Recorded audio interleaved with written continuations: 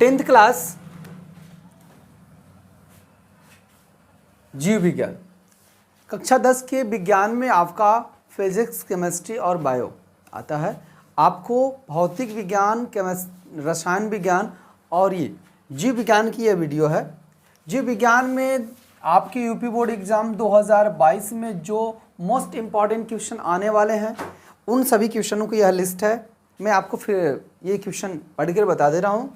जिनको नहीं समझ में आ रहा ऐसे नोट कर लें। सभी क्वेश्चन को आप नोट करके पहले तैयार कर लें, उसके अलावा आपको एक्स्ट्रा जो तैयार करना हो तैयार करिए। लेकिन ये इंपॉर्टेंट क्वेश्चन है, यहीं से आपका पेपर में क्वेश्चन आने की पूर्णतः संभावना है। तो हम बात करते हैं। आपका पहला यहाँ क्वेश्चन लिखा गया है आपके लेसन 6, आपके बायोलॉजी का लेसन 6 है जैव प्रक्रम। और जैव प्रक्रम से जो लेसन आने वाला क्वेश्चन है पहला, मनुष्य के हृदय की संरचना एवं कार्यविधि लिखिए। मनुष्य के हृदय की आपको संरचना बनानी है, चित्र बनाना है और उसकी कार्यविधि लिखनी है। श्वसन को परिभाषित कीजिए। श्वसन व श्वासोच्छ्वास में अंतर बताइए। श्वसन चक्र एवं श्वसन दर ऊंचाई के प्रभाव का वर्णन। श्वसन चक्र और श्वसन दर पर ऊंचाई का क्या प्रभाव पड़ता है ये आपको बताना है। अगला, आगे हम बात करते हैं रुधिर तथा लिम्फ, लसिका में क्या अंतर है। रुधिर तथा लसिका में अंतर, टायलिन तथा पेप्सिन का श्रावण तथा इनके कार्य का उल्लेख कीजिए। मानव के पाचन तंत्र का नामांकित चित्र बनाकर पाचन क्रिया का वर्णन कीजिए। यह प्रश्न पक्का एकदम तैयार कर लीजिएगा। रसांकुर क्या है, यह कहाँ पाए जाते हैं, इनके कार्य क्या हैं। आगे ये आपका क्वेश्चन है पोषण क्या है और पोषण के प्रकार। पोषण क्या है और पोषण के प्रकार तैयार कर लीजिए। अगला क्वेश्चन, वाष्पोत्सर्जन से आप क्या समझते हैं। वाष्पोत्सर्जन से आप क्या समझते हैं, आगे आपका उसी में है। वाष्पोत्सर्जन में वाष्पोत्सर्जन को प्रभावित करने वाले कारक तैयार कर लीजिएगा। अगला प्रश्न है प्रकाश संश्लेषण को परिभाषित कीजिए और प्रकाश संश्लेषण की कार्यविधि को समझाइए।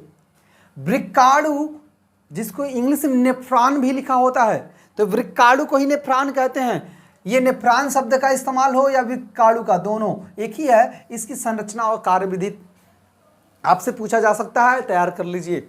मानव में उत्सर्जन तंत्र के कौन कौन से अंग होते हैं, नामांकित चित्र बनाकर प्रदर्शित कर कीजिए। ठीक है, उत्सर्जन तंत्र के अंगों का चित्र बनाना है आपको।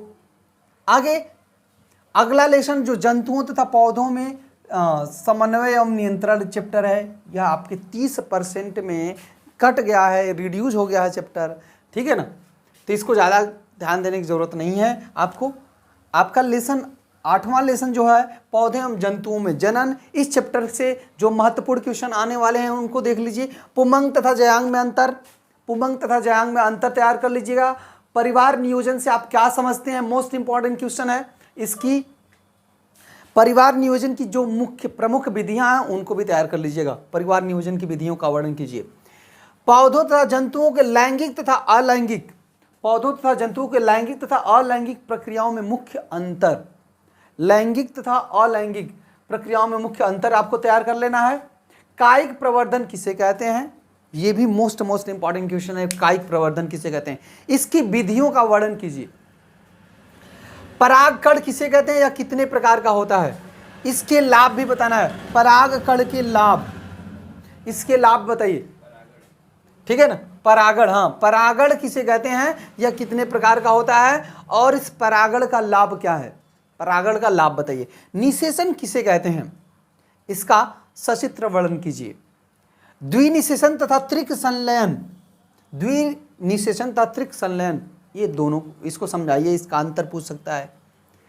ठीक है, कई बार आपसे पूछता है निषेचन तथा परागण में अंतर बताइए। ये पढ़े रहेंगे तो दोनों बता लेंगे। ये जितने भी लिखेंगे मोस्ट इंपॉर्टेंट टॉपिक हैं, इनको तैयार कर लीजिएगा अवश्य।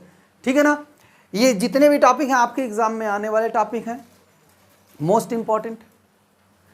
आगे हम बात करते हैं अगला लेसन आनुवांशिकता तथा जैव विकास। आनुवांशिकता तथा जैव विकास में पहला लेसन जीवन की उत्पत्ति से आप क्या समझते हैं। नई प्रजातियों के उद्भव पर प्रकाश डालिए। जैव विकास के डार्विनवाद तथा लैमार्कवाद पर संक्षिप्त विवरण लिखिए। आगे जीवाश्म क्या है, यह कैसे बनते हैं? जीवाश्म क्या है, यह कैसे बनते हैं? मेंडल के नियम क्या है, उनको उचित चित्रों द्वारा समझाइए।